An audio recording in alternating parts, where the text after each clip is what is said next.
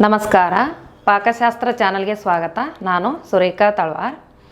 ನಾವು robo eufy ಕಂಪ್ನಿಯ G10 hybrid mopping and cleaning robo ತೊಗೊಂಡು 1 ವರ್ಷ ಆಯಿತು.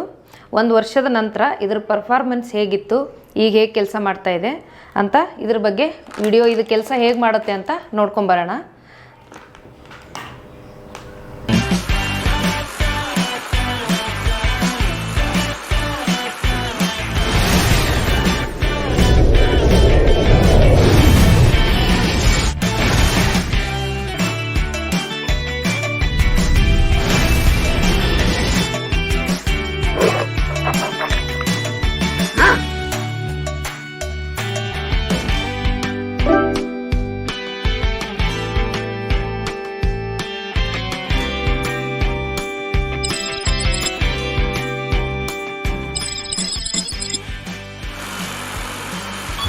Low battery, heading home.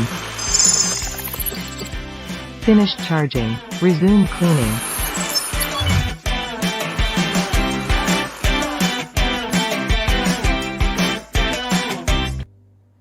ಈಗ ನಾನು ನೀರು ಹಾಕ್ಬಿಟ್ಟು ಯಾವ ಥರ ಫಿಕ್ಸ್ ಮಾಡೋದಂತ ತೋರಿಸ್ತಿದ್ದೇನೆ ನೋಡಿ. ಈ ಥರ ನಾವು ನೀರು ಹಾಕಿ ಈ ವಾಷಿಂಗ್ ಕ್ಲಾತ್ನ ನಾವು ಇದಕ್ಕೆ ಫಿಕ್ಸ್ ಮಾಡಬೇಕು ನೋಡಿ. ಈ ಥರ ನಾನು ಫಿಕ್ಸ್ ಮಾಡಿದ್ದೇನೆ. ಇದು ಕೆಳಗಡೆ ನಾವು ಈ ಥರ ಫಿಕ್ಸ್ ಮಾಡ್ಕೋಬೇಕು.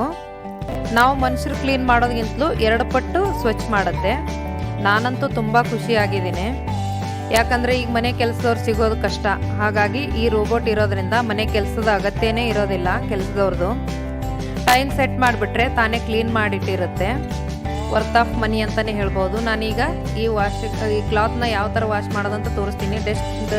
ಜಸ್ಟ್ ಈ ಥರ ನಾವು ತೊಳ್ಕೊಂಡ್ರೆ ಸಾಕು ನೋಡಿ. ಈಗ ನನ್ನ ಮಗ ಆನ್ ಮಾಡ್ತಾ ಇದ್ದಾನೆ ಬಂದು. ಈಗ ನಾವು ಕಿಚನಲ್ಲಿ ಬಿಟ್ಟಿದ್ದೀವಿ. ಕಿಚನಲ್ಲಿ ಇರೋ ಕಸನೆಲ್ಲ ಹಾಕ್ಬಿಟ್ಟು ನಾವು ಇದನ್ನು ಕ್ಲೀನ್ ಮಾಡೋದಕ್ಕೆ ಬಿಟ್ಟಿದ್ದೀವಿ ನೋಡಿ. ನೀಟಾಗಿ ಕ್ಲೀನ್ ಮಾಡ್ತಾ ಇದೆ. ನಾವು ಬರೀ ಇದನ್ನು ಗುಡಿಸೋದಕ್ಕೆ ಮಾತ್ರ ಬಿಟ್ಟಿದ್ದೀವಿ. ಈಗ ಇದು ಇನ್ನೊಂದು ಅದು ಫಿಕ್ಸ್ ಮಾಡೋಕ್ಕೆ ಬರುತ್ತಲ್ಲ ಒರೆಸೋದಕ್ಕೆ, ಅದು ಇಷ್ಟು ಹಾಕಿಬಿಟ್ರೆ ಇನ್ನೂ ಕ್ಲೀನ್ ಆಗುತ್ತೆ. ಇದು 450 ml ಕೆಪಾಸಿಟಿ ಇರೋದ್ರಿಂದ ತುಂಬ ಚೆನ್ನಾಗಿ ಕ್ಲೀನ್ ಮಾಡ್ಕೊಳ್ಳುತ್ತೆ. ಕಸ ಎಲ್ಲ ಜಮಾ ಆಗುತ್ತೆ ಅದರಲ್ಲಿ. ಇದು ಒಂದ್ಸಲ ಫುಲ್ ಚಾರ್ಜ್ ಮಾಡಿಟ್ರೆ 1.5 ಗಂಟೆ ಗುಡಿಸಿ ಒರೆಸುತ್ತೆ. 1200 ಸ್ಕ್ವೇರ್ ಫೀಟ್ ಮನೆ ಇದ್ದರೆ, ಅಂದರೆ 2 BHK ಮನೆಗೆ ಆರಾಮಾಗಿ ಕ್ಲೀನ್ ಮಾಡಿ ಗುಡಿಸಿ ಒರೆಸಿ ಇಟ್ಟಿರುತ್ತೆ. ಇದಕ್ಕೆ 1 ವರ್ಷ ವ್ಯಾರಂಟಿ ಕೂಡ ಇದೆ ನೋಡಿ. ಈಗ ಬೆಡ್ ಕೆಳಗಡೆ ಬಿಟ್ಟಿದ್ದೀವಿ ನಾವು. ಒಳಗಡೆ ಎಲ್ಲ ನೀಟಾಗಿ ಕ್ಲೀನ್ ಮಾಡ್ಕೊಂಡು ಬರುತ್ತೆ. ಇದರಲ್ಲಿ ಸೆನ್ಸಾರ್ ಇರೋದ್ರಿಂದ ಮೆಟ್ಲಿಂದ ಕೆಳಗಡೆ ಎಲ್ಲ ಬೀಳೋದಿಲ್ಲ, ಮತ್ತು ಮೆಟ್ಲು ಕೂಡ ಕ್ಲೀನ್ ಮಾಡೋದಿಲ್ಲ ಇದು ನೋಡಿ. ಕಸ ಎಷ್ಟು ಎಲ್ಲ ಜಮಾ ಮಾಡ್ಕೊಂಡಿದೆ. ಕಸ ಜಮಾ ಮಾಡ್ಕೊಳ್ಳೋದಲ್ಲದೆ ಫೈನ್ ಡಸ್ಟ್ ಕೂಡ ಇದರಲ್ಲಿ ಜಮಾ ಮಾಡ್ಕೊಳ್ಳುತ್ತೆ ಈ ಫಿಲ್ಟ್ರಲ್ಲಿ. ಈಗ ನಾನು ನೋಡಿ ಇದನ್ನು ತೋರಿಸ್ತಾ ಇದ್ದೀನಿ. ಈ ಥರ ಪೌಡ್ರು ನಾವು ಗುಡಿಸಿದ್ರೆ ಬರೋದೇ ಇಲ್ಲ, ಯಾಕಂದರೆ ಈ ಕಡೆಯಿಂದ ಆ ಕಡೆ, ಆ ಕಡೆಯಿಂದ ಈ ಕಡೆ ಧೂಳು ಸಿಡಿದು ಬೀಳೋ ಚಾನ್ಸಸ್ ಇರುತ್ತೆ. ಹಾಗಾಗಿ ಇದರಲ್ಲಿ ತುಂಬ ನೀಟಾಗಿ ಆ ಥರ ಫೈನ್ ಡಸ್ಟ್ ಬರುತ್ತೆ. ಹಾಗಾಗಿ ಮನೆ ತುಂಬ ಕ್ಲೀನಾಗಿರುತ್ತೆ. ನಾವು 1 ವರ್ಷಕ್ಕೆ ಹಿಂದೆ ಇದು 13,500 ರೂಪಾಯಿಗೆ ಫ್ಲಿಪ್ಕಾರ್ಟಿಂದ ತೊಗೊಂಡ್ವಿ. ಈಗಿದ್ರ ರೇಟು 11,999 ರೂಪಾಯಿ ಇದೆ, ಅಂದರೆ 12,000 ಈಗಿನ ರೇಟ್ ಇದು. ನೀವೇನಾದರೂ ತೊಗೋಬೇಕು ಅಥವಾ ಡಿಟೇಲ್ ಆಗಿ ಇದ್ರ ಬಗ್ಗೆ ನೋಡಬೇಕು ಅಂದರೆ ಡಿಸ್ಕ್ರಿಪ್ಷನ್ ಬಾಕ್ಸ್ನಲ್ಲಿ ಇದ್ರ ಲಿಂಕ್ ಇದೆ, ನೀವು ಹೋಗಿ ನೋಡ್ಬೋದು. ನಾವು ಇದು ತೊಗೊಳೋಕೆ ಮೊದಲು 2 ರಿಂದ 3 ತಿಂಗಳು ಇದ್ರ ಬಗ್ಗೆ ಪೂರ್ತಿ ರಿಸರ್ಚ್ ಮಾಡಿ ಯಾವುದು ಒಳ್ಳೆಯದು ಮತ್ತು ಯಾವುದು ಕಡಿಮೆ ರೇಟಲ್ಲಿದೆ ಆ ಥರ ನೋಡಿ ಆಮೇಲೆ ಇದನ್ನು ನಾವು ಪರ್ಚೇಸ್ ಮಾಡಿದೆವು ನೋಡಿ. ತೊಗೊಳೋಕೆ ಮೊದಲು ಇದು ಇಷ್ಟು ಚಿಕ್ಕದು, ಇದು ಮನೆ ಕ್ಲೀನ್ ಮಾಡುತ್ತಾ ಇಲ್ವಾ ಅಂತ ನನಗೂ ಡೌಟ್ ಇತ್ತು. ನಿಮಗೆಲ್ರಿಗೂ ಆ ಥರ ಅನಿಸುತ್ತೆ, ಇದು ಇಷ್ಟು ಚಿಕ್ಕದು ಕ್ಲೀನ್ ಮಾಡುತ್ತಾ ಇಲ್ವಾ ಅಂತ. ಆದರೆ ಇದು ಬಳಸಿದ ಮೇಲೇ ಗೊತ್ತಾಗುತ್ತೆ ಇದ್ರ ವ್ಯಾಲ್ಯೂ ಏನು ಅಂತ. ತುಂಬ ಕ್ಲೀನಾಗಿ ಮಾಡುತ್ತೆ. ಫೈನ್ ಡಸ್ಟು, ಆಮೇಲೆ ಈ ಪ್ರಾಣಿಗಳೇನಾದರೂ ಮನೆಯಲ್ಲಿ ನಾಯಿ ಬೆಕ್ಕು ಸಾಕೋರಾದರೆ ಇದನ್ನು ತೊಗೊಳ್ಳೇಬೇಕು, ಯಾಕಂದರೆ ಅದ್ರ ಕೂದಲು ತುಂಬ ಚೆನ್ನಾಗಿ ಒಳಗಡೆ ಎಳ್ಕೊಂಡು ಮನೆ ತುಂಬ ಚೆನ್ನಾಗಿ ಕ್ಲೀನ್ ಮಾಡುತ್ತೆ. ಮತ್ತು 1 ವಾರದಲ್ಲೇ ಇದ್ರದ್ದು ಕೆಲಸ ಗೊತ್ತಾಗುತ್ತೆ, ಯಾಕಂದರೆ 1 ವಾರದಲ್ಲೇ ಮನೆ ಪೂರ್ತಿ ಶೈನಿಂಗಾಗಿ ಕಾಣಿಸುತ್ತೆ. ಇದು ನಾನು ಬಳಸಿದ್ದೀನಿ, ನನಗೆ ಗೊತ್ತು ಇದ್ರ ಬೆಲೆ ಏನು ಅಂತ. ಹಾಗಾಗಿ ಇದನ್ನು ತೊಗೋಬೇಕು ಅನ್ನೋರು ಆರಾಮಾಗಿ ತೊಗೋಬೋದು, ಯಾಕಂದರೆ ಇದು ಅಷ್ಟು ಚೆನ್ನಾಗಿ ಮನುಷ್ಯರು ಮಾಡೋದಕ್ಕಿಂತಲೂ ಇದು ಮಷಿನ್ ತುಂಬ ಚೆನ್ನಾಗಿ ಕ್ಲೀನ್ ಮಾಡುತ್ತೆ ಮನೆ. ಬೆಂಗಳೂರಿನಲ್ಲಿ ನಮ್ಮ ಏರಿಯಾದಲ್ಲಿ, ಅಂದರೆ ಇಂದಿರಾನಗರದ ಹತ್ರ ಕಗ್ದಸ್ಪುರದಲ್ಲಿರೋದು ನಾವು. ನಮ್ಮ ಏರಿಯಾದಲ್ಲಿ ಕಸ ಗುಡಿಸಿ ನೆಲ ಒರೆಸೋಕ್ಕೆ 1,000 ಕೊಡಬೇಕು ಕೆಲಸದವರಿಗೆ. ಹಾಗಾಗಿ ಒಂದು ವರ್ಷಕ್ಕೆ 12,000 ಆಗುತ್ತೆ. ಬಂತು, ಇದ್ರ ಬೆಲೆ ಕೂಡ 12,000ದಲ್ಲೇ ಸಿಗುತ್ತೆ. ಹಾಗಾಗಿ ಇದು ನಾವು ತೊಗೋಬೋದು. ಮತ್ತು ಇನ್ನೊಂದೇನೆಂದರೆ ಕೆಲಸದವರಿಗೆ ರಜಾ ಬೇಕಾಗುತ್ತೆ, ಮತ್ತು ಅವರು ಕೆಲಸ ಮಾಡಬೇಕಾದ್ರೆ ನಾವು ಜೊತೆಯಲ್ಲೇ ಇರಬೇಕಾಗತ್ತೆ. ಹಾಗಾಗಿ ನಾವೇನು ಮಾಡ್ಬೇಕಂದ್ರೆ ಇದು ನಾವು ಯಾವಾಗ ಬೇಕೋ ಆವಾಗ ನಮಗೆ ಯಾವಾಗ ಟೈಮ್ ಸಿಗುತ್ತೋ ಆ ಟೈಮಲ್ಲಿ ನಾವು ಮನೆ ಕ್ಲೀನ್ ಮಾಡ್ಕೋಬಹುದು. ನೋಡಿ, ಕೋವಿಡ್ ಟೈಮಲ್ಲಿ ಕೆಲಸದವ್ರು ಮನೆಗೆ ಬರೋಕ್ಕೂ ಭಯ ಪಡ್ತಾರೆ. ನಾವು ಬೇರೆಯವ್ರನ್ನ ಮನೆಗೆ ಕರ್ಕೊಳ್ಳೋದು ಅಷ್ಟು ಸೇಫ್ ಅಲ್ಲ. ಹಾಗಾಗಿ ರೋಬೋ ತೊಗೊಳ್ಳೋದ್ರಿಂದ ಅದೊಂದು ಪಾಸಿಟಿವ್ ಪಾಯಿಂಟು. ನಾವು ಒಂದು ವರ್ಷಕ್ಕೆ ಮೊದಲು ತೊಗೊಂಡಾಗ ಯಾವ ಥರ ಕೆಲಸ ಮಾಡುತ್ತೋ ಇವಾಗಲೂ ಅದೇ ಥರ ಕೆಲಸ ಮಾಡುತ್ತೆ, ಯಾವ ಬದಲಾವಣೆ ಇಲ್ಲ. ಕ್ಲೀನಿಂಗ್ ಆಗಲಿ ಆಮೇಲೆ ಮಾಪಿಂಗ್ ಆಗಲಿ ಸೇಮ್ ಅದೇ ಥರ ಇದೆ. ಏನು ಬ್ಯಾಟ್ರಿ ಚಾರ್ಜ್ ಮಾಡಿರೋದು ಚಾರ್ಜ್ ಕೂಡ ಏನು ಕಡಿಮೆ ಆಗಲ್ಲ. ಆವಾಗ್ಲೂ 5 ಅವರ್ ನಾವು ಚಾರ್ಜ್ ಮಾಡಿದ್ರೆ ಹಾಲು, 2 ಬೆಡ್ರೂಮು, ಕಿಚನ್ನು ಪೂರ್ತಿಯಾಗಿ ಕ್ಲೀನ್ ಮಾಡ್ತಿತ್ತು. ಇವಾಗ್ಲೂ 5 ಅವರ್ ಚಾರ್ಜ್ ಮಾಡ್ತೀವಿ, ಮಾಡಿದಾಗ ಪೂರ್ತಿಯಾಗಿ ಮನೆ ಕ್ಲೀನ್ ಆಗುತ್ತೆ. ಇದಕ್ಕೆ 1 ವರ್ಷ ವಾರಂಟಿ ಇತ್ತು. ಇದು ಏನು 1 ವರ್ಷದವರೆಗೂ ನಮಗೇನು ಪ್ರಾಬ್ಲಮ್ ಆಗಿಲ್ಲ. ಹಾಗಾಗಿ ನಾವೇನದು ವಾರಂಟಿ ನಮಗೆ ಯೂಸ್ ಆಗಲಿಲ್ಲ. ಇಲ್ಲಾಂದರೆ ಇದನ್ನು ಮಧ್ಯದಲ್ಲಿ ಏನಾದರೂ ಹಾಳಾದರೆ ಇದು ಫ್ರೀಯಾಗಿ ರಿಪೇರಿ ಮಾಡಿಕೊಡ್ತಾರೆ. ನೋಡಿ, ಇದಕ್ಕೆ ಸುಮಾರು ಜನ ಅಂದ್ಕೊಂಡಿರ್ತಾರೆ ಇದು ಚಾರ್ಜ್ ಮಾಡಿ ಡೈಲಿ ಯೂಸ್ ಮಾಡೋದ್ರಿಂದ ತುಂಬ ಕರೆಂಟ್ ಬಿಲ್ ಬರುತ್ತೆ ಅಂತ. ಇದು ದಿನಕ್ಕೆ 2 ಯೂನಿಟ್ಟು ಕರೆಂಟ್ ತೊಗೊಳುತ್ತೆ.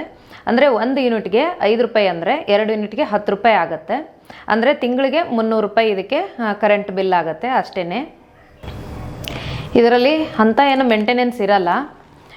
ನಾವು ತೀರಾ ಇದು ಬ್ರಷ್ ಏನಾದರೂ ಹಾಳಾಗಿ ಇದು ಬ್ರಷ್ ಈ ಥರ ಫೋಲ್ಡ್ ಏನಾದರೂ ಆದರೆ ಮನೆ ಕ್ಲೀನ್ ಆಗಲ್ಲ. ಹಾಗಾಗಿ ಇದು ಬ್ರಷ್ ಚೇಂಜ್ ಮಾಡಬೇಕಾಗತ್ತೆ. 2 ಬ್ರಷ್ ಸೇರಿ 500 ರೂಪಾಯಿ ಆಗುತ್ತೆ ಇವಕ್ಕೆ. ಆಮೇಲೆ ಇದು ಮಾಪಿಂಗ್ ಕ್ಲಾತು ತೀರಾ ಏನೋ ಹಾಳಾಗಿಲ್ಲ, 1 ವರ್ಷ ಆದರೂ ಏನು ಹಾಳಾಗಿಲ್ಲ. ಹಾಳಾದರೆ ಇದಕ್ಕೆ 750 ರೂಪಾಯಿ ಒಂದು ಮಾಪಿಂಗ್ ಕ್ಲಾತ್ ಬರುತ್ತೆ ಇದು. ಆಮೇಲೆ ಇನ್ನೊಂದು ಒಳಗಡೆ ಇಲ್ಲಿ ಫಿಲ್ಟ್ರ್ ಬರುತ್ತೆ. ಫಿಲ್ಟ್ರ್ ಏನಾದರೂ ಹಾಳಾದರೆ ನೋಡಿ, ಇದು ಫಿಲ್ಟ್ರ್ ಏನಾದರೂ ಹಾಳಾದರೆ 600 ರೂಪಾಯಿ ಫಿಲ್ಟ್ರಿಗೆ ಬರುತ್ತೆ. ಇಷ್ಟು ಮಾತ್ರ ಇದರದ್ದು ಖರ್ಚು. ನೋಡಿ, ಇಷ್ಟೇ ಇದರದ್ದು ಮೇಂಟೆನೆನ್ಸ್. ಏನು ಅಂಥ ಮೇಂಟೆನೆನ್ಸ್ ಇರಲ್ಲ ಇದಕ್ಕೆ. ನೋಡಿ, ನಮ್ಮದು 1 ವರ್ಷ ಆದ್ರೂ ಏನು ನಾವು ಚೇಂಜ್ ಮಾಡೋಕ್ಕೆ ಹೋಗಿಲ್ಲ. ಏನು ಪೂರ್ತಿಯಾಗಿ ಎಲ್ಲನೇ ಮಾಪಿಂಗ್ ಕ್ಲಾತು, ಬ್ರಷು, ಆಮೇಲೆ ಫಿಲ್ಟ್ರು ಎಲ್ಲ ಸೇರಿ ನಾವು ಚೇಂಜ್ ಮಾಡಬೇಕು ಅಂದ್ರೂ 1850 ರೂಪಾಯಿ ಆಗುತ್ತೆ. ಅಂದರೆ ಒಂದು 2000 ಒಳಗಡೆ ಆಗುತ್ತೆ. ಬೇರೆ ಕಂಪ್ನಿಗಳದೆಲ್ಲ 6 ತಿಂಗಳಿಗೆಲ್ಲ ಚೇಂಜ್ ಮಾಡಿದ್ದೀನಿ ಅಂತ ಹೇಳಿದ್ದಾರೆ. ಇದು ಯುಫಿ ಕಂಪ್ನಿದು ನಾವು ತೊಗೊಂಡಿದ್ದು. ನಾವೇನು ಚೇಂಜ್ ಮಾಡಿಲ್ಲ, ಯಾಕಂದರೆ ನಾನು 1 ವರ್ಷದಿಂದ ಬಳಸಿದ್ರೂ ಏನೂ ಹಾಳಾಗಿಲ್ಲ. ಹಾಗಾಗಿ ನಾನೇನು ಚೇಂಜ್ ಮಾಡೋಕ್ಕೆ ಹೋಗಿಲ್ಲ. ನೋಡಿ, ಇದು ಮಾತ್ರ ಸ್ವಲ್ಪ ಬೆಂಡಾಗಿದೆ. ಇದನ್ನು ಮಾತ್ರ ನಾವು ಚೇಂಜ್ ಮಾಡಬೇಕೀಗ. ನಮಗೆ ಎಕ್ಸ್ಟ್ರಾ ಪೇರ್ ಕೊಟ್ಟಿದ್ದಾರೆ. ಹಾಗಾಗಿ ಇದೊಂದು ಸಲ ಚೇಂಜ್ ಮಾಡೋಕ್ಕೆ ಹೋದ್ರೂ ಅವ್ರದ್ದೇ ಇದೆ, ಕಂಪ್ನಿಯವ್ರು ಕೊಟ್ಟಿರೋದೇ ಇದೆ. ಮಾಪಿಂಗ್ ಕ್ಲಾತ್ ಚೆನ್ನಾಗಿದೆ, ಇದನ್ನೇನು ನಾನು ಚೇಂಜ್ ಮಾಡೋಕ್ಕೆ ಹೋಗಲ್ಲ ಈಗ. ಇದು ಮಾತ್ರ ಚೇಂಜ್ ಮಾಡ್ತೀನಿ, ಬ್ರಷ್ ಮಾತ್ರ. ಆಮೇಲೆ ಫಿಲ್ಟ್ರ್ ಕೂಡ ಚೆನ್ನಾಗಿದೆ, ಹಾಗಾಗಿ ನಾನು ಫಿಲ್ಟ್ರ್ ಕೂಡ ಏನು ಚೇಂಜ್ ಮಾಡೋಕ್ಕೆ ಹೋಗಲ್ಲ ಈಗ. ನೋಡಿ, ಇದು ಮಾಪಿಂಗು ಕ್ಲೀನಿಂಗು ಎರಡೂ ಇರೋದ್ರಿಂದ ಡೈಲಿ ಏನು ಮಾಪಿಂಗ್ ಎಲ್ಲ ಮಾಡಿಸಲ್ಲ, ಯಾಕಂದರೆ ಕ್ಲೀನಾಗೇ ಇರುತ್ತೆ. ಇದು ಕ್ಲೀನ್ ಮಾಡುತ್ತೆ. ಹಾಗಾಗಿ ಒಂದಿನ ಬರೀ ಗುಡ್ಸೋದಕ್ಕೆ ಮಾತ್ರ ಬಿಡ್ತೀನಿ, ಒಂದಿನ ಗುಡ್ಸೋದು ಒರೆಸೋದು ಎರಡೂ ಬಿಡ್ತೀನಿ. ಬರೀ ಇದಕ್ಕೆ ಮಾತ್ರ ಗುಡ್ಸೋದು ಮಾತ್ರ ಹಾಕೋದಾದರೆ ನಾವಿದು ಫಿಲ್ಟ್ರದ್ದು ಮಾತ್ರ ನಾವು ಇದಕ್ಕೆ ಫಿಕ್ಸ್ ಮಾಡಿ ಗುಡ್ಸೋದಕ್ಕೆ ಬಿಡಬೇಕು. ನೋಡಿ, ಇದು ಮಾಪಿಂಗು, ಇದು ಕ್ಲಾತು. ಆಮೇಲೆ ಇದು ನೀರಿನ ಟ್ಯಾಂಕು. ಇಲ್ಲಿ ನೀರು ಹಾಕಿಬಿಟ್ಟು ನಾನು ಇದು ನೀರು ಫಿಲ್ ಮಾಡಿ ಇದು ಮತ್ತೆ ಒದ್ದೆ ಮಾಡಿ ಇದನ್ನು ನಾನು ಮಾಪಿಂಗಿಗೆ ಬಿಡ್ತೀನಿ. ಅದು ಒಂದಿನ ಬರೀ ಕ್ಲೀನಿಂಗು, ಒಂದಿನ ಮಾಪಿಂಗು ಕ್ಲೀನಿಂಗ್ ಎರಡೂ ಬಿಡ್ತೀನಿ. ಇದು ನೋಡಿ, ಮಾಪಿಂಗ್ ಆಗಿದ ತಕ್ಷಣ ಇದು ಬಟ್ಟೆ ಈ ಥರ ತುಂಬ ಈಸಿಯಾಗಿ ಓಪನ್ ಮಾಡ್ಬೋದು. ಇದು ಬಟ್ಟೆನ ನೀಟಾಗಿ ತೊಳೆದು ಒಣಗಿಸಿ ಎತ್ತಿಡಬೇಕು. ಮತ್ತು ನಾವು ಮಾಪಿಂಗ್ ಹಾಕುವಾಗ ಇದರಲ್ಲಿ ಫಿಲ್ಟ್ರಲ್ಲಿ ನೀರು ತುಂಬಿಕೊಂಡು ಇದು ಮತ್ತೆ ಒದ್ದೆ ಮಾಡಿಕೊಂಡು ಹಾಕೋದು ಕೂಡ ತುಂಬ ಈಸಿ. ಈ ಥರ ಮಾಡಿ ಮಾಪಿಂಗಿಗೆ ನಾವು ಹಾಕ್ಬೋದು. ಇಲ್ಲಿ ಕೆಳಗಡೆ ಫಿಕ್ಸ್ ಮಾಡೋಕ್ಕಿದೆ ನೋಡಿ, ಇದು ಈ ಥರ ಫಿಕ್ಸ್ ಮಾಡಿದ್ರೆ ಇದು ಮಾಪಿಂಗಿಗೆ ರೆಡಿ ಆಗುತ್ತೆ. ಇದ್ರದ್ದು ಅಡ್ವಾಂಟೇಜ್ ಮತ್ತು ಡಿಸ್ಅಡ್ವಾಂಟೇಜ್ ಎರಡೂ ಹೇಳ್ತೀನಿ, ಅನುಕೂಲ ಮತ್ತು ಅನಾನುಕೂಲ ಏನೇನು ಅಂತ.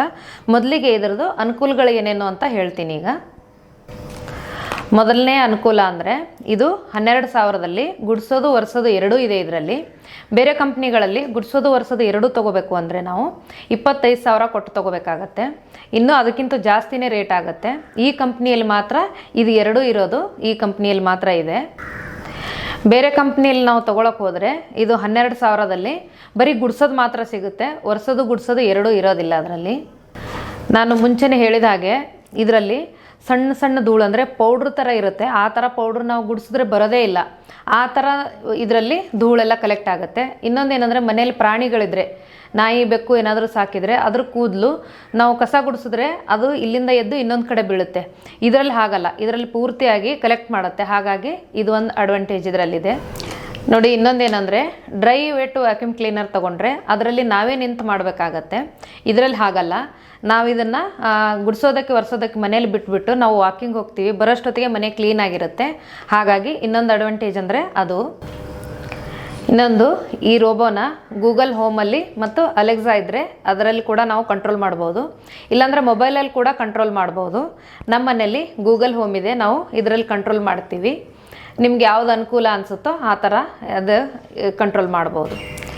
ಇದು ಗೂಗಲ್ ಹೋಮು, ಅಲೆಕ್ಸಾ ಇದರಲ್ಲಿ ಮೊಬೈಲು ಇದರಲ್ಲಿ ಮಾತ್ರ ಕಂಟ್ರೋಲ್ ಮಾಡಬೇಕು ಅಂತೇನಿಲ್ಲ. ನಾವು ಇದು ಇಲ್ಲೊಂದು ಬಟನ್ ಇದೆ ಪ್ರೆಸ್ ಮಾಡೋಕ್ಕೆ, ನಾವು ಇದರಿಂದ ಆನ್ ಮಾಡಿಬಿಟ್ರು ಕೂಡ ನಾವು ಇದು ಕ್ಲೀನ್ ಮಾಡುತ್ತೆ, ಹಾಗೇನಿಲ್ಲ. ಇದು ನೋಡಿ, ಒಂದು ಕಡೆಯಿಂದ ಇನ್ನೊಂದು ಕಡೆ ಎತ್ತಿಡಬೇಕು ಅಂದರೆ ಇದೇನು ಅಂಥ ಭಾರ ಏನಿಲ್ಲ, 2.5 kg ಇದೆ. ಹಾಗಾಗಿ ಹಾಲು ಕ್ಲೀನ್ ಆದಮೇಲೆ ನಾವು ರೂಮ್ಗೆ ಒಯ್ದು ಎತ್ತಿಡೋಕ್ಕೆ ತುಂಬ ಭಾರ ಏನಿಲ್ಲ, 2.5 kg ಅಷ್ಟೇ ಇರೋದು ಇದು. ಇನ್ನೊಂದೇನೆಂದರೆ ಯಾವ ಥರ ಟೈಲ್ಸ್ ಮೇಲೆ ಕ್ಲೀನ್ ಮಾಡುತ್ತೋ, ಒಂದೊಂದು ಥರದ್ರ ಮೇಲೆ ಕ್ಲೀನ್ ಮಾಡಲ್ಲ ಆ ಥರ ಡೌಟ್ ಇರುತ್ತೆ. ಆ ಥರ ಏನಿಲ್ಲ, ಯಾವ ಥರ ಟೈಲ್ಸ್ ಇದ್ದರೂ ಎಲ್ಲದ್ರ ಮೇಲೂ ಇದು ಕ್ಲೀನ್ ಮಾಡುತ್ತೆ. ಇನ್ನೊಂದೇನೆಂದರೆ ಪಾರ್ಕಿಂಗಲ್ಲಿ ಹಾಕ್ತಾರಲ್ಲ ಆ ಥರ ಟೈಲ್ಸ್ ಮೇಲೆ ಇದು ಕ್ಲೀನ್ ಮಾಡಲ್ಲ, ಯಾಕಂದರೆ ಅದು ಅಷ್ಟು ನೈಸಾಗಿರಲ್ಲ. ಹಾಗಾಗಿ ಅಲ್ಲಿ ಮಾತ್ರ ಕ್ಲೀನ್ ಮಾಡಲ್ಲ, ಬಿಟ್ಟರೆ ಯಾವ ಥರದ್ದು ಟೈಲ್ಸ್ ಮೇಲೂ ನಾವು ಇದು ಕ್ಲೀನಿಂಗಿಗೆ ಬಿಡ್ಬೋದು. ಇದು ಇನ್ನೊಂದೇನೆಂದರೆ ಇದು ಬರೀ ಬೆಳಕಲ್ಲೇ ಕೆಲಸ ಮಾಡುತ್ತಾ ಏನು ಅಂತ ಡೌಟ್ ಇರುತ್ತೆ. ಹಾಗೇನಿಲ್ಲ, ಕತ್ಲಿದ್ರೂ ಕೆಲಸ ಮಾಡುತ್ತೆ, ಬೆಳಕಿದ್ರೂ ಕೆಲಸ ಮಾಡುತ್ತೆ. ಇದಕ್ಕೇನು ಕತ್ಲು ಬೆಳಕು ಆ ಥರ ಏನಿಲ್ಲ, ಯಾವ ಥರ ಇದ್ರೂ ಕೆಲಸ ಮಾಡುತ್ತೆ. ಇದು ಮೇನ್ ಇನ್ನೊಂದು ಅಡ್ವಾಂಟೇಜ್ ಏನಂದರೆ ನೋಡಿ, ಇಷ್ಟು ಹೈಟ್ ಇರೋ ಜಾಗದಲ್ಲಿ ಸೋಫಾ ಕೆಳಗಾಗಲಿ ಬೆಡ್ ಕೆಳಗಾಗಲಿ ಪೂರ್ತಿ ಒಳಗಡೆ ಹೋಗಿ ಚೆನ್ನಾಗಿ ಕ್ಲೀನ್ ಮಾಡ್ಕೊಂಡು ಬರುತ್ತೆ. ನಾವು ಕೈಯಲ್ಲಿ ಅಷ್ಟೆಲ್ಲ ಚಿಕ್ಕ ಚಿಕ್ಕ ಜಾಗದಲ್ಲೆಲ್ಲ ಕ್ಲೀನ್ ಮಾಡೋಕ್ಕಾಗಲ್ಲ, ಅಂಥ ಜಾಗದಲ್ಲೆಲ್ಲ ಹೋಗಿ ಇದು ಪೂರ್ತಿಯಾಗಿ ಕ್ಲೀನ್ ಮಾಡ್ಕೊಂಡು ಬರುತ್ತೆ. ನೋಡಿ, ಇದರಲ್ಲಿ ಒಬ್ಬೊಬ್ರಿಗೆ ಅನ್ಸುತ್ತೆ ಇದು ತುಂಬ ಸೌಂಡ್ ಮಾಡುತ್ತಾ ಏನು ಅಂತ. ಇದು ಅಷ್ಟೊಂದೇನು ಸೌಂಡ್ ಮಾಡಲ್ಲ. ಒಂದು ಮಿಕ್ಸಿ ಸೌಂಡ್ ಅಂದ್ಕೊಳ್ಳಿ, ಮಿಕ್ಸಿ ಸೌಂಡ್ ಒಂದು ಅರ್ಧದಷ್ಟು ಸೌಂಡು ಇರಲ್ಲ. ಹಾಗಾಗಿ ಏನು ಕಿರಿಕಿರಿ ಏನು ಅನಿಸಲ್ಲ, ಇದು ಸೌಂಡ್ ಜಾಸ್ತಿ ಅಂತೇನು ಕಿರಿಕಿರಿ ಏನು ಅನಿಸಲ್ಲ. ಇದು ಇಷ್ಟೊತ್ತವರೆಗೂ ಅಡ್ವಾಂಟೇಜ್ ಏನು ಅಂತ ನೋಡಿದ್ವಿ. ಈಗ ಡಿಸ್ಅಡ್ವಾಂಟೇಜ್ ಏನು ಅಂತ ನೋಡೋಣ. ಇದರಲ್ಲೂ ಡಿಸ್ಅಡ್ವಾಂಟೇಜ್ ಇದೆ, ಅದು ಏನೇನು ಅಂತ ನಾನೀಗ 1 by 1 ಆಗಿ ಹೇಳ್ತೀನಿ. ಮೊದಲನೇದಾಗಿ, ಇದು ಕಸ ಗುಡಿಸ್ಬೇಕಂದ್ರೆ ಕಾರ್ನರಲ್ಲಿ ಇದಕ್ಕೆ ಗುಡ್ಸೋಕ್ಕಾಗಲ್ಲ, ಯಾಕಂದರೆ ಒಂದು ಇಷ್ಟು ಜಾಗ ಉಳ್ಕೊಳ್ಳುತ್ತೆ ಕಾರ್ನರಲ್ಲಿ. ಯಾಕಂದರೆ ಇದು ಪೂರ್ತಿಯಾಗಿ ಮೂಲೆಗೆ ಈ ಬ್ರಷ್ ಕೂಡ ಹೋಗೋಕ್ಕಾಗಲ್ಲ, ಇದು ಕೂಡ ಹೋಗೋಕ್ಕಾಗಲ್ಲ. ಹಾಗಾಗಿ ಕಾರ್ನರಲ್ಲಿ ಮೂಲೆ ಮಾತ್ರ ಉಳ್ಕೊಳ್ಳುತ್ತೆ. ಇದು ಒಂದನೇದು. ಮತ್ತು ಇನ್ನೊಂದೇನು ಅಂದರೆ ಇದಕ್ಕೆ ತುಂಬ ಅಡೆತಡೆ ಇದ್ದರೆ ಕ್ಲೀನ್ ಮಾಡೋಕ್ಕಾಗಲ್ಲ, ಯಾಕಂದರೆ ಅದು ಒಂದೇ ಜಾಗದಲ್ಲೇ ತುಂಬ ಹೊತ್ತು ಸುತ್ತುತ್ತೆ. ಹಾಗಾಗಿ ಅಡೆತಡೆ ಇದ್ದರೆ ಅಷ್ಟು ನೀಟಾಗಿ ಕ್ಲೀನ್ ಮಾಡಲ್ಲ. ಈ ಚೇರ್ಗಳಿದ್ದರೆ ನಾವು ಚೇರ್ಗಳೆಲ್ಲ ಎತ್ತಿಡಬೇಕಾಗತ್ತೆ. ಆಮೇಲೆ ಈ ಥರ ಏನಾದರೂ ದಪ್ಪ ದಪ್ಪ ಸಾಮಾನು ಏನಾದರೂ ಕೆಳಗಡೆ ಬಿದ್ದಿದ್ರೆ ಅದನ್ನು ನಾವು ಎತ್ತಿಟ್ಟು ಇದು ಗುಡ್ಸೋಕ್ಕೆ ಬಿಟ್ಟರೆ ನೀಟಾಗಿ ಗುಡಿಸುತ್ತೆ. ಇಲ್ಲಾಂದರೆ ಅಡೆತಡೆ ಇದ್ದರೆ ತುಂಬ ಲೇಟ್ ಮಾಡುತ್ತೆ, ತುಂಬ ಹೊತ್ತು ಒಂದೇ ಜಾಗದಲ್ಲಿ ಸುತ್ತಿ ಟೈಮ್ ತೊಗೊಳುತ್ತೆ. ಇನ್ನೊಂದೇನೆಂದರೆ ಹಾಲಲ್ಲಿ ಹಾಕಿರೋ ದೊಡ್ಡ ಮ್ಯಾಟು ಅದು ಸಹ ಕ್ಲೀನ್ ಮಾಡುತ್ತೆ. ಇನ್ನೊಂದೇನೆಂದರೆ ಈ ಬ್ರಷ್ಗಳಿರುತ್ತಲ್ಲ ಇದು ಬೇಗ ಹಾಳಾಗುತ್ತೆ, ಈ ಥರ ಬೆಂಡ್ ಆಗುತ್ತೆ ಮ್ಯಾಟ್ ಮೇಲೆ ಮಾಡೋದಾದರೆ. ಹಾಗಾಗಿ ಮ್ಯಾಟ್ ಮೇಲೆ ಬಿಡೋದಾದರೆ ಇದು ತುಂಬ ಬೇಗ ಬ್ರಷ್ ಹಾಳಾಗುತ್ತೆ. ಇದು ಒಂದು ಡಿಸ್ಅಡ್ವಾಂಟೇಜ್ ಇದರಲ್ಲಿ. ಇದು ಇನ್ನೊಂದು ಡಿಸ್ಅಡ್ವಾಂಟೇಜ್ ಏನಂದರೆ ಇದು ಮೆಟ್ಲು ಕ್ಲೀನ್ ಮಾಡಲ್ಲ, ಯಾಕಂದರೆ ಇದು ಮೆಟ್ಲಲ್ಲಿ ಬಿದ್ದೋಗಲ್ಲ ಕೂಡ. ಮೆಟ್ಲು ಕ್ಲೀನೂ ಮಾಡಲ್ಲ, ಮೆಟ್ಲಲ್ಲಿ ಬೀಳುತ್ತೇನೋ ಅಂತ ಡೌಟ್ ಇದ್ದರೆ ಬಿದ್ದೋಗಲ್ಲ. ಯಾಕಂದರೆ ಇದರಲ್ಲಿ ಸೆನ್ಸರ್ ಇರೋದ್ರಿಂದ ಆ ಥರ ಡೌನ್ ಏನಾದರೂ ಬಂದರೆ ನಿಂತು ಬಿಡುತ್ತೆ, ಮತ್ತು ಬೀಳಲ್ಲ. ಆದರೆ ಮೆಟ್ಲು ಮಾತ್ರ ಕ್ಲೀನ್ ಮಾಡಲ್ಲ ಇದು. ಇನ್ನೊಂದೇನೆಂದರೆ ಇದು ನಾವು ರೂಮ್ ಒಂದು ಸಲ ಹಾಲ್ ಒಂದು ಸಲ ಸಪ್ರೇಟಾಗಿ ಬಿಡಬೇಕಾಗತ್ತೆ. ಯಾಕಂದರೆ ಇದು ಹಾಲಲ್ಲಿ ಮಾತ್ರ ಮಾಡುತ್ತೆ, ರೂಮು ಹಾಲು ಎಲ್ಲ ಇದರಲ್ಲಿ ಸೆಟ್ ಮಾಡೋದಿಲ್ಲ. ಬೇರೆ ಕಂಪ್ನಿಗಳಲ್ಲಿ ತೊಗೊಂಡ್ರೆ ಆ ಥರ ಮಾಡ್ಬೋದು, ಆದರೆ ರೇಟು ತುಂಬ ಇದ್ರಿಗಿಂತಲೂ ಜಾಸ್ತಿ ಇರುತ್ತೆ. ರೇಟ್ 25,000 ಮೇಲೆ ಕೊಟ್ಟು ತೊಗೊಂಡ್ರೆ ಆ ಥರ ನಾವು ಅದರಲ್ಲಿ ಮ್ಯಾಪಿಂಗ್ ಎಲ್ಲ ಸೆಟ್ ಮಾಡಿಕೊಟ್ರೆ ಅದು ರೂಮು ಹಾಲು ಎಲ್ಲ ಕಡೆ ಒಂದೇ ಸಲ ಕ್ಲೀನ್ ಮಾಡುತ್ತೆ. ಇದರಲ್ಲಿ ಹಾಗಲ್ಲ, ಇದು ಹಾಲು ಒಂದು ಸಲ ಬಿಡ್ತೀವಿ, ಆಮೇಲೆ ರೂಮೆಲ್ಲ ಕ್ಲೋಸ್ ಮಾಡಿರ್ತೀವಿ, ಆಮೇಲೆ ಮತ್ತೆ ಎತ್ತಿ ರೂಮಲ್ಲಿ ಒಯ್ದುಬಿಟ್ಟು ಆನ್ ಮಾಡ್ತೀವಿ. ಈ ಥರ ಇದರಲ್ಲಿ ಮಾಡಬೇಕಾಗತ್ತೆ. ನಾವಿದು ಮಾಪಿಂಗು ಕ್ಲೀನಿಂಗು ಎರಡೂ ಬಿಟ್ಟಾಗ ಮಾತ್ರ ಒದ್ದೆ ಇರೋ ಜಾಗದಲ್ಲೆಲ್ಲ ಬಿಡ್ಬೋದು. ಇಲ್ಲಾಂದರೆ ಗುಡ್ಸೋಕ್ಕೆ ಮಾತ್ರ ಇದು ನಾವು ಬಿಟ್ಟಾಗ ಒದ್ದೆ ಇರೋ ಜಾಗದಲ್ಲಿ ಅಷ್ಟೊಂದು ಕ್ಲೀನ್ ಆಗಲ್ಲ. ಅದು ಒಂದು. ಇನ್ನೊಂದೇನೆಂದರೆ ಇದು ತುಂಬ ಹತ್ತಿ ಇಷ್ಟೇ ಚಿಕ್ಕ ಜಾಗದಲ್ಲಿ ಏನಾದರೂ ಹೋಗಿ ಸಿಕ್ಕಾಕೊಂಡ್ರೆ ಇದು ಸೌಂಡ್ ಮಾಡ್ತಾ ಇರುತ್ತೆ. ಇದು ಎಲ್ಲ ರೋಬೋಗಳಲ್ಲೂ ಈ ಪ್ರಾಬ್ಲಮ್ಮು ಇದ್ದೇ ಇರುತ್ತೆ. ತೀರಾ ಸಣ್ಣ ಜಾಗದಲ್ಲಿ ಫಾಸ್ಟಾಗಿ ಕ್ಲೀನ್ ಮಾಡ್ಕೊಂಡು ಹೋಗಿ ಅದರಲ್ಲಿ ಏನಾದರೂ ಸಿಕ್ಕಾಕೊಂಡ್ರೆ ಅಲ್ಲೇ ನಿಂತು ಸೌಂಡ್ ಮಾಡ್ತಾ ಇರುತ್ತೆ. ನಾವು ಹೋಗಿ ಅಲ್ಲಿಂದ ತೆಗೆದು ಮತ್ತೆ ಬಿಡಬೇಕಾಗತ್ತೆ. ಮತ್ತು ಇನ್ನೊಂದೇನೆಂದರೆ ಮನೆ ತುಂಬ ಕೂದಲೇನಾದರೂ ಬಿದ್ದಿದ್ರೆ ಈ ಬ್ರಷಲ್ಲೆಲ್ಲ ಈ ಥರ ಇದರಲ್ಲಿ ಸಿಕ್ಕಾಕೊಂಡಿರುತ್ತೆ ಕೂದಲು. ಅದು ಎಲ್ಲ ರೋಬೋಗಳಲ್ಲೂ ಆ ಥರ ಸಿಕ್ಕಾಕೊಳ್ಳುತ್ತೆ, ಇದರಲ್ಲೂ ಸಿಕ್ಕಾಕೊಳ್ಳುತ್ತೆ. ಅದನ್ನು ನಾವು ಆಗಾಗ ಕ್ಲೀನ್ ಮಾಡಬೇಕಾಗತ್ತೆ. ಅದು ಒಂದು. ಇದು ಇನ್ನೊಂದೇನು ಅಂದರೆ ಅವಾಗವಾಗ ಯಾವಾಗಲೋ ಒಂದು ಸಲ ದಾರಿ ತಪ್ಪುತ್ತೆ. ದಾರಿ ತಪ್ಪಿದಾಗ ಅದು ಒಂದೇ ಜಾಗದಲ್ಲಿ ತುಂಬ ಸುತ್ತಾ ಇರುತ್ತೆ. ಅದು ಒಂದು ಪ್ರಾಬ್ಲಮ್ ಮಾತ್ರ ಇದರಲ್ಲಿದೆ. ನಿಮ್ಮ ಎಲ್ಲ ಸಂದೇಹಗಳಿಗೆ ಉತ್ತರ ನೀಡಿದ್ದೇನೆ ಎಂದು ಭಾವಿಸ್ತೇನೆ. ನಿಮಗಿನ್ನೂ ಏನಾದರೂ ಡೌಟ್ಸ್ ಇದ್ದರೆ ನೀವು ಕಮೆಂಟ್ ಬಾಕ್ಸಲ್ಲಿ ಕೇಳ್ಬೋದು, ನಾನಲ್ಲಿ ಆನ್ಸರ್ ಮಾಡ್ತೇನೆ ನಿಮಗೆ. ಈ ವಿಡಿಯೋ ನಿಮಗೆ ಇಷ್ಟವಾದರೆ ಲೈಕ್ ಮಾಡಿ, ಶೇರ್ ಮಾಡಿ, ಸಬ್ಸ್ಕ್ರೈಬ್ ಮಾಡಿ, ಹಾಗೆ ಪಕ್ಕದಲ್ಲಿರೋ ಬೆಲ್ ಐಕನ್ ಪ್ರೆಸ್ ಮಾಡಿ. ಧನ್ಯವಾದಗಳು.